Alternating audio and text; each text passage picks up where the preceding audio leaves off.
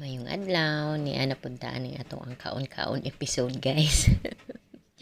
So karon kani manggod mga amo diet ni sila. So kanang ilahang mga dessert kung mag-dinner na sila ilahag yun ang isalin na ho. So ako pod ampay pod na nako kay pang snacks na to bag mahapon.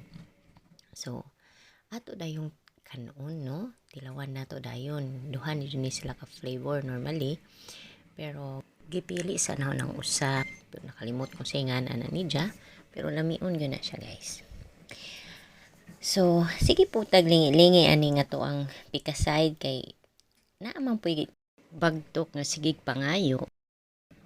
Nya ginagmay ra akong ihatag ana niya kay kanang bawal man na siya ana guys kay bata pa man niya. Gibawalan gyud na siya og sugar sa ako ang mga amo. So ginagmay ra tilaw-tilaw pero kawat-kawat ra mo na.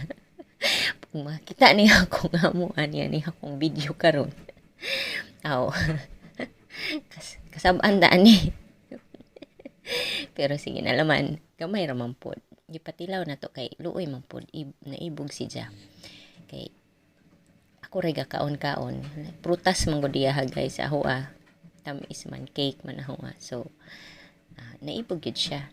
Yeah, parisan dayon na to na siya kape. Hungit po ginagmay sa ring ato ang kilid. So, munang gihinay-hinay ra na siya kaon guys pero murag huan na ning paspasan kay gasig nagpangayo ring ako ang kilid niya. Dili na siya mukaon sa iyahang gikaon.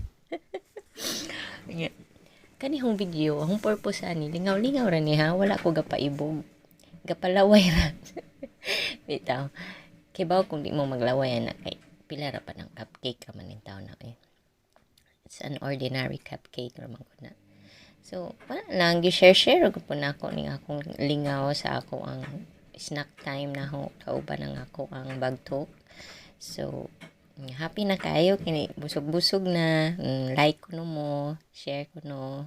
Go lang. Ito. So, wala na siya guys. Lingaw lang po ko. Nalipay. Yeah. Record ani. So, ato lang gud pong i-share panagsa. Bye.